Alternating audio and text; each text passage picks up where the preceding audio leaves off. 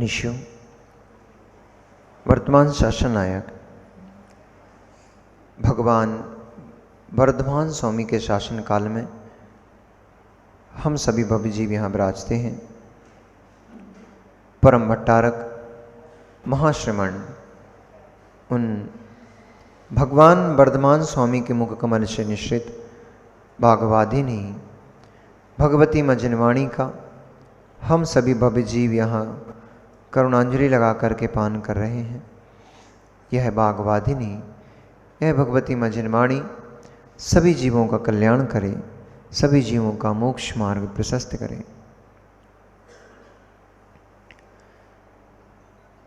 ज्ञान, ज्ञेय और ध्येय। ज्ञाता, ज्ञान, ज्ञेय और ध्येय, यही पूरे संसार चक्र का सार समझो। ज्ञाता का अभिप्राय क्या है? वह अपने ज्ञान से क्या ज्ञेय बना रहा है और उस ज्ञेय से उसको ध्येय क्या है। ज्ञाता पुरुषार्थ करने वाला अथवा जानने वाला, ज्ञान जिससे जाना जा रहा है, ज्ञेय जिसे जाना जा रहा है, और ध्येय जान करके उससे क्या प्राप्त हो रहा है। ये ध्येय, क्या प्राप्त करना चाहते हो, ये ध्येय। जिसके ज्ञान में ज्ञेय प्रशस्त होता है, जिसके ज्ञान में ज्ञेय प्रशस्त होता है, उसका ध्येय अपने आप प्रशस्त हो जाता है। और जिसके ज्ञान में ज्ञेय अप्रशस्त होता है, उसका ज्ञेय ध्येय, उसका ध्येय अपवित्र हो जाता है। और जैसा ध्येय होता है, अब इसके विपरीत चलते हैं कि जैसा ध्येय होता है ज्ञान में ज्ञेय वैसा ही बनता है। अप्रशस्त ध्येय होता है तो ज्ञान का ज्ञेय भी अप्रशस्त बनता है, और ज्ञान में ज्ञेय प्रशस्त होता है, ध्येय प्रशस्त होता है तो ज्ञान में ज्ञेय भी प्रशस्त बन जाता है। जिस जीव को धन कमाने की आकांक्षा है, हमारे कविराज कबू महोदय पूछ रहे थे कि संसार में सबसे मुश्किल काम क्या है, सबसे मुश्किल क्या है और सबसे आसान क्या है। अपने ध्येय की बहुत सारे अलग अलग पक्ष में जाकर के जब आप इसको देखोगे तो बहुत अलग अलग चीजें निकल के आएंगी। अपने ध्येय को पवित्र कर पाना बहुत कठिन काम है, और अपने ध्येय को अपवित्र कर पाना बहुत आसान काम है। संसार में चारों ओर विषय हैं, वासनाएं हैं, परिग्रह है। संसार में चारों तरफ 5 इंद्रिय के भोग हैं, भोग ही भोग हैं। इनको प्राप्त कर लेना कोई कठिन नहीं है, सहजता में मिलते हैं, हर जीव को मिलते हैं। जिसके पास 1 इंद्रिय है उसको भी इंद्रिय भोग मिलते हैं, जिसके पास 2 इंद्रिय, 3 इंद्रिय, 4 इंद्रिय, 5 इंद्रिय हैं उनको भी इंद्रियों के भोग मिल जाते हैं। जो पंचेंद्रिय जीव है, संगी है, उसको भी पंचेंद्रिय भोग मिल जाते हैं। ये भोगों की प्राप्ति तो इस संसार में अत्यंत सुलभ है, इसमें कोई कठिन नहीं है। इन 5 इंद्रिय के भोगों से विरक्त होकर के अपने आप को, अपने आत्मा को निर्मल देख पाना, ये बहुत कठिन काम है। स्फटिक के समान अत्यंत शुद्ध यह आत्मा आपके ज्ञान का ज्ञेय बन जाए और ध्येय बन जाए, ये जगत का सबसे मुश्किल काम है। बहुत कठिन है, बहुत कठिन है। बड़े बड़े योगी होके चले गए, बड़े बड़े तपस्वी होके चले गए, पर आत्मा की अनुभूति नहीं कर पाए। बाहर की अनुभूतियां कठिन नहीं है, हर क्षण होती हैं, हर समय होती हैं। आपको बाहर की अनुभूतियां बड़ी कठिन है, बड़ी कठिन है। बहुत दुर्धर कोई है तो अनशन ऊन उदर तप नहीं है, ध्यान नहीं है, व्युत्सर्ग नहीं है, ये उतना कठिन नहीं है। बड़ा कठिन, बड़ा दुर्धर कार्य कोई है, उसका नाम है निज आत्मानुभूति। और आत्मानुभूति तो एक इंद्रिय जीव से लेकर सभी को होती है, सिद्धों तक को होती है। अब बहुत सारे लोग आत्मानुभूति को नहीं मानते हैं, अब ठीक करना पड़ेगा उनको। स्वानुभूति निगोदिया को भी होती है, लोग चौथे गुण स्थान में नहीं मान रहे। लोग चौथे गुण स्थान में स्वानुभूति नहीं मानते हैं, तो किसकी अनुभूति है वो? स्वानुभूति नहीं मानते हैं, आत्मानुभव नहीं मानते हो, तो वह जीव एक इंद्रिय जीव वृक्ष होकर के जो कर्म फल चेतना को भोग रहा है, वह किसकी चेतना को भोग रहा है? और उसका वेदन किसकी अनुभूति है? स्वानुभूति नहीं है तो फिर किसकी अनुभूति है? निगोदिया को भी स्वानुभूति होती है, अशुद्ध आत्मा की अनुभूति होती है, ऐसा मानो, ऐसा कहो। कर्मजन्य अवस्था की अनुभूति होती है, ऐसा कहो। एक इंद्रिय पर्याय में पड़ा हुआ है, इसलिए उस एक इंद्रिय पर्याय जन्य अनुभूति उसको होती है, ऐसा कहो। लेकिन जो भी अनुभूति हो रही है, जो जितना भी सुख का अनुभव कर रहा है, जितना भी दुख का अनुभव कर रहा है, वो उसका स्वयं का है, अपना ही है, बाहर से नहीं लाया है। फिर चौथे गुण स्थान में तो अनुभव होता ही है। शुद्धात्मा की अनुभूति चौथे गुण स्थान में होती है। आश्चर्य लगेगा आपको, होती है। कितनी कितनी ऐसा पूछो, कितनी होती है? तो जितना मिथ्यात्व विगलित हो गया है, उतनी शुद्धता आ गई है, उतनी अनुभूति होगी। मिथ्यात्व जन जो अशुद्धि थी, उसके हट जाने से, सम्यक प्रकट हो जाने से, मिथ्यात्व जन अशुद्धि का अनुभवन था, उस मिथ्यात्व जन अशुद्धि का अनुभवन खत्म हो गया है, उतनी शुद्धता उसके अंदर आ गई है, उतनी अनुभूति उसको होगी। पर आप कहो कि चारित्र के अवनाभात भी भूत अनुभूति हो, तो नहीं होगी, वो नहीं होगी। सातवें गुणस्थान वाले मुनिराज की अनुभूति चौथे गुणस्थान में नहीं होगी। गुणस्थान क्रम से लगाना पड़ेगा इस विषय को। पहले गुणस्थान की अनुभूति होगी, वो भी आत्मानुभूति लेता है, पर शुद्ध आत्मानुभूति नहीं होती। एक पहले गुणस्थान की अनुभूति है उसको, तीसरे चौथे गुणस्थान वर्ती को चौथे गुणस्थान की अनुभूति होती है, वही है, आगे की नहीं मिल पाएगी। छठवें गुणस्थान वर्ती को छठवें गुणस्थान की अनुभूति होगी, सातवें गुणस्थान की नहीं होगी। गुणस्थान क्रम से इसको जब आप लगाओगे तो आपको बिल्कुल स्पष्ट दिखाई देगा कि जो जीव जैसी परिणति है, जिस गुणस्थान बैठा है, उस गुणस्थान जन उसको अनुभूति का वेदन होता है। और अगर ऐसा नहीं मानोगे तो छठवें सातवें गुणस्थान से नीचे का अनुभूति शून्य है, वो होती है। शुद्ध आत्मानुभूति नहीं होती। जितनी जितनी शुद्धि आती जाती है, उतनी उतनी शुद्धता की अनुभूति होती है। आपका प्रश्न था नरक में कैसी अनुभूति लेगा? नरक में भी लेता है। कल विषय था इसका, पुरुषार्थ शुद्धि में कल इसका विषय आया था। नरक में भी जितना मिथ्या दृष्टि जो जीव जैसी अनुभूति ले रहा था, सम्यक दृष्टि नरक में वैसी अनुभूति नहीं लेगा। यद्यपि वहां पर कष्ट ही कष्ट है, तब भी उसको मिथ्यात्व विगलित हो गया है, सम्यक प्रकट हो गया है, इसलिए उसको कुछ ना कुछ आत्मानुभूति, शुद्धता की अनुभूति तो होती ही होती है। अब कैसी होती है ये तो वहीं जाके पता लग पाएगा, ये नहीं बता पाएंगे हम कैसी होती है। पर शुद्ध हुआ है, मिथ्यात्व जन अशुद्धि उसकी निकली है, सम्यक रूपी शुद्धता उसको प्रकट हुई है, वहां पर बैठे हुए भी, क्योंकि सम्यक दर्शन का लक्षण है। उमा स्वामी से मिलोगे तो कहेंगे तत्वार्थ श्रद्धानम सम्यक दर्शन, तत्वार्थ श्रद्धानम सम्यक दर्शनम।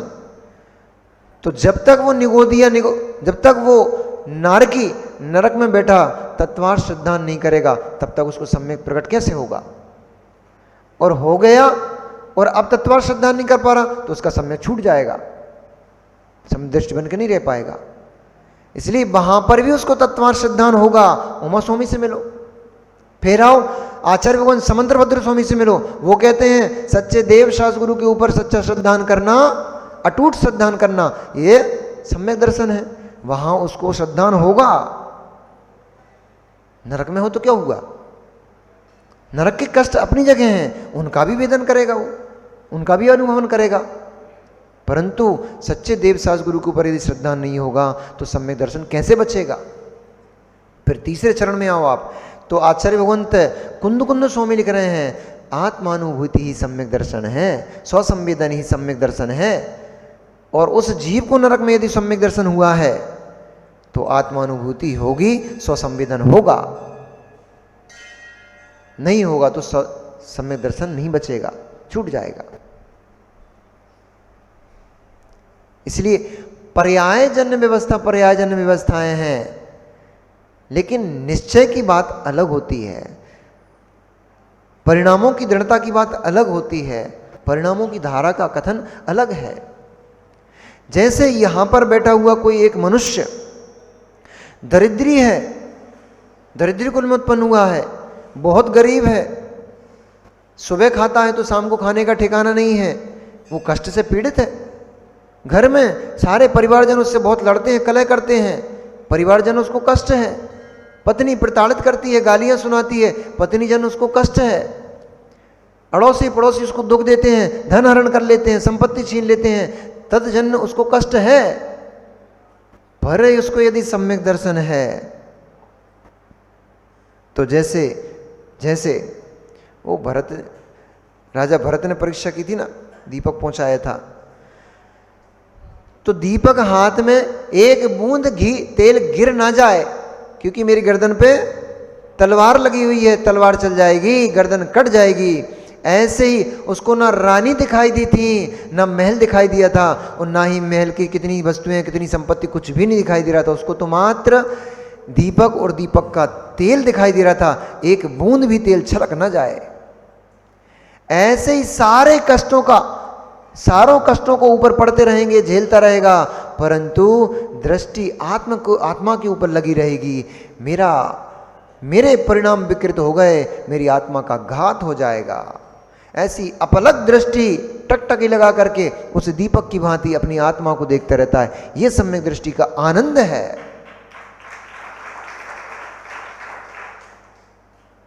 विषमताओं में भी आनंद लूटता है वो, क्योंकि उसको आत्मदर्भ दिखाई देता है। विषमताएं उसको, यद्यपि विषमताएं परेशान तो करेंगी, कष्ट देंगी, सब कुछ करेंगी, क्योंकि कर्म का उदय है, वो तो होगा। रामचंद्र जी को कर्म का उदय नहीं आया था क्या? महासती सीता को कर्म का उदय नहीं आया था क्या? मेहनत सुंदरी को कर्म का उदय नहीं आया था क्या? अंजना अनुसुईया को कर्म का उदय नहीं आया था क्या? पढ़ी तो रहे हो। सब झेल रही थी, और ऐसा भी नहीं, कष्ट से आंसू भी निकलते थे। सीता नहीं रोई थी क्या? रोई थी। कभी रामचंद्र जी की आंखों में आंसू नहीं आए होंगे क्या? आए होंगे। तो इससे सम्यक दर्शन नष्ट नहीं हो जाता,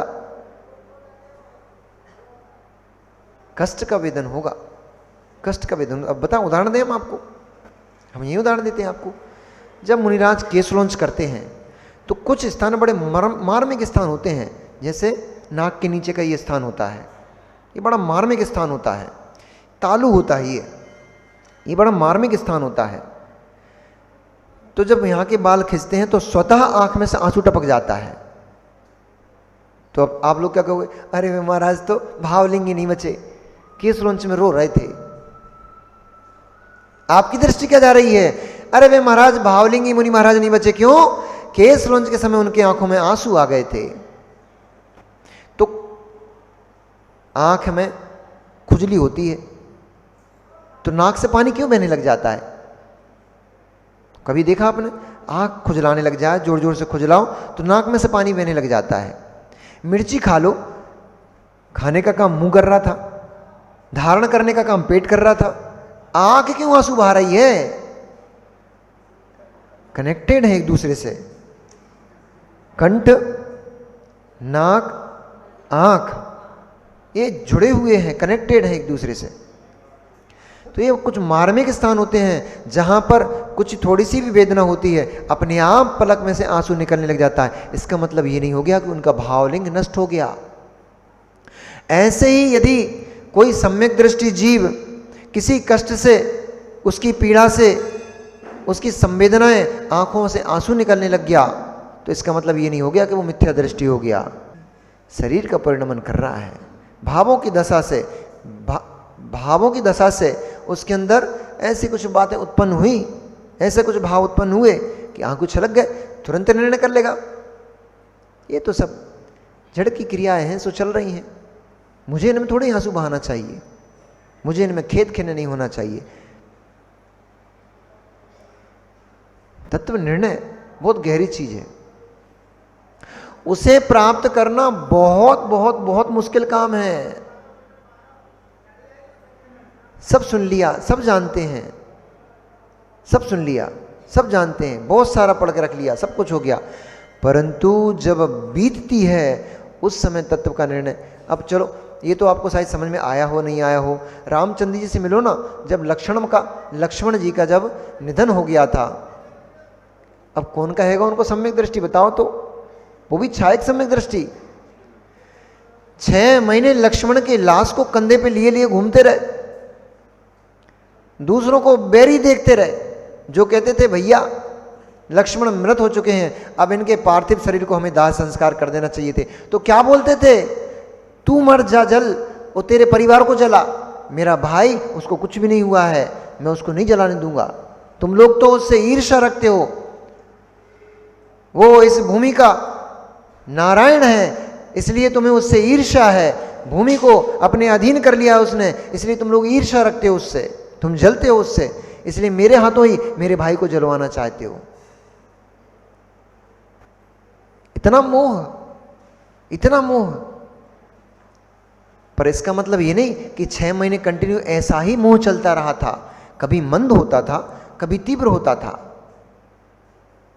मंदता आती थी उसमें कभी, पर मोह था कि नहीं छोड़ रहा था साथ, फिर आ जाता था, फिर आ जाता था, क्योंकि 6 महीने अनंतानुबंधी कसाय चलती है, 6 महीने से अधिक अनंतानुबंधी कसाय चलती है, और सम्यक दृष्टि को अनंतानुबंधी कैसे होगी?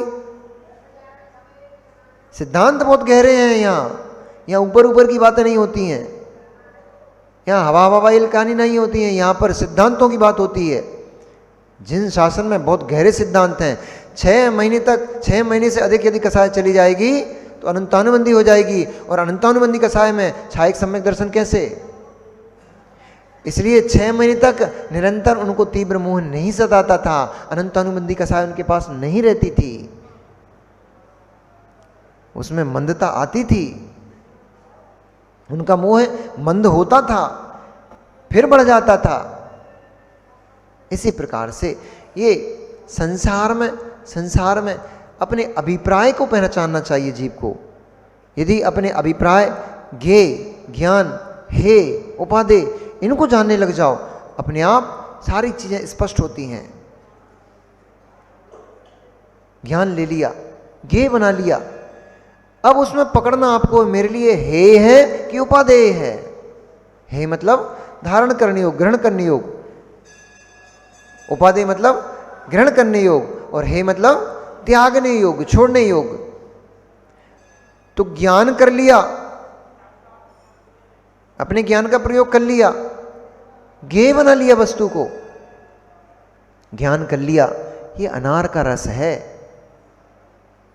ज्ञान कर लिया ज्ञेय वस्तु अनार, ज्ञान कर लिया यह अनार का रस है, इसको पिया जाता है।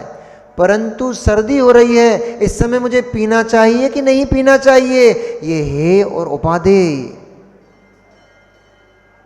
और मोह काम कर गया और नहीं रोक पाए, अब निपटेंगे, सर्दी तो हो ही रही है, जो और होगी सो देखेंगे, पी तो लो। ये आपका हे तत्व आपका ग्रहण हो गया, ये हे था आपने ग्रहण कर लिया, वह हे था, इस समय आपके लिए उपादेय नहीं था। क्यों? क्योंकि इस समय आप ज्वर से पीड़ित हो, इस समय आप कफ से पीड़ित हो, इसलिए वह वस्तु इस समय आपको ग्रहण करने योग्य नहीं थी।